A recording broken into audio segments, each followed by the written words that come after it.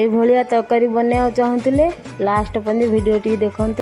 ସାଙ୍ଗମାନେ ଜୟ ଜଗନ୍ନାଥ। ଚାଲନ୍ତୁ ଆମ ବାପୁ ଆଜି କହୁଛି ରାଜମା ତରକାରୀ, ଶିମ ମଞ୍ଜି ତରକାରୀ ଯୋଉଟାକୁ କୁହନ୍ତି। ବାପୁ ଆମର ଖାଇବ ବୋଲି ରାଜମା ପୁରା ବ୍ୟସ୍ତ। ରାଜମାରେ କଣ କଣ ପଡୁଛି ଚାଲନ୍ତୁ ଦେଖିବା। ଇଏ ହେଇଗଲା ଆମର ସିଝା ହେଇକି ରାଜମା ରହିଛି। ଇଏ ହେଇଗଲା ଗୋଟା ଗରମ ମସଲା, ପିଆଜ, ଅଦା ରସୁଣ ପେଷ୍ଟ, ଇଏ ହେଇଗଲା ଟମାଟର କଟା। ଚାଲନ୍ତୁ ଗାଇସ୍ ଦେଖିବା। ତେଲ ଗରମ ହେଇଗଲାଣି। ଇଏ ଗୋଟା ଗରମ ମସଲା ପଡିଲା।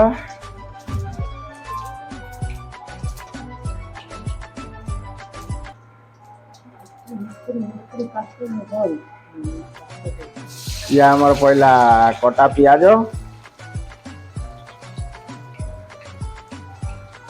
ପିଆଜ ହେଇ ଆସିଲେ ତାପରେ ପଡିବ ଅଦା ରସୁଣ ପେଷ୍ଟ। ଦେଖନ୍ତୁ ଗାଇସ୍ ପିଆଜ ଆମର ହେଇ ଆସିଲାଣି। ଆ ଦେହରେ ପଡିବ ଅଦା ରସୁଣ ପେଷ୍ଟ। ଆପଣ ଯେତେ ରାଗ ଖାଇବେ ସେଇ ହିସାବରେ ପକେଇବେ। ଇଏ ହେଇଗଲା ହଳଦୀ ଗୁଣ୍ଡ, ଇଏ ହେଇଗଲା ଲୁଣ ସ୍ୱାଦ ଅନୁସାରେ ପକେଇବେ। ଇଏ ହେଇଗଲା ଆମର ଧଣିଆ ଗୁଣ୍ଡ, ଇଏ ହାଲକା ଆମର ସବ୍ଜି ମସଲା ପଇଲା। ଇଏ ଆମର ହାଲକା ରାଜମା ମସଲା, ଏଇଟା ମେନ୍ ମସଲାଟା। ଆ ଦେହରେ ଗାଇସ୍ ପାଣି ଦେଇକି ଟିକେ ଗୋଳେଇକି ରଖିଦେବେ। ଶୁଖିଲା ମସଲା ପକେଇଲେ ସେମିତି ଲାଗିଯିବ, କଡେଇରେ ଟିକେ ପୋଡିଯିବ। ଗୋଳେଇ ସାରିକି ଚାଲନ୍ତୁ ଗାଇସ୍ ଅଦା ରସୁଣ ପେଷ୍ଟ ପଡିଗଲା।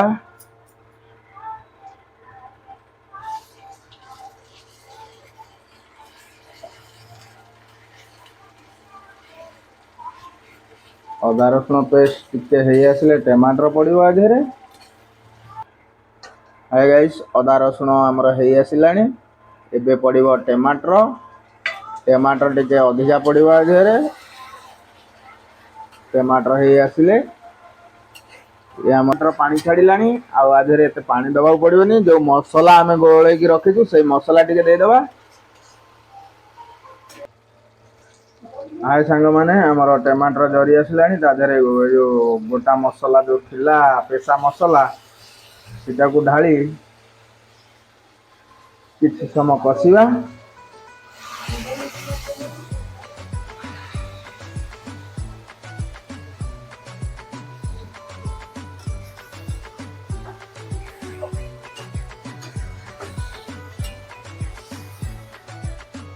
ଦେଖନ୍ତୁ ଗାଇସ୍ ଆମର ମସଲା ତେଲ ଛାଡିବା ଆରମ୍ଭ କଲାଣି ଟିକେ ଟିକେ। ତାପରେ ଏଥିରେ ଆମର ଯୋଉ ସିଝା ହେଇ ରାଜମା ରହିଛି ପଡିବ। ଦେଖନ୍ତୁ ଗାଇସ୍ ଆମର ମସଲା ପୁରା ରେଡି। ଏବେ ରାଜମା ପଡିବ। ଆଏ ଗାଇସ୍ ଦେଖନ୍ତୁ ଆମର ରାଜମା ଯୋଉ ସିଝା ହେଇକି ରହିଥିଲା ଏବେ ପଡିବ ତରକାରୀରେ। ଇଏ ଆମର ପଇଲା ତରକାରୀରେ।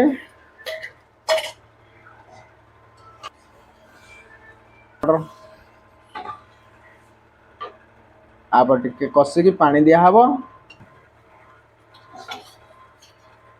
ହାय ଗାଇସ୍ ଆମର ଏବେ ପାଣି ଦିଆହବ।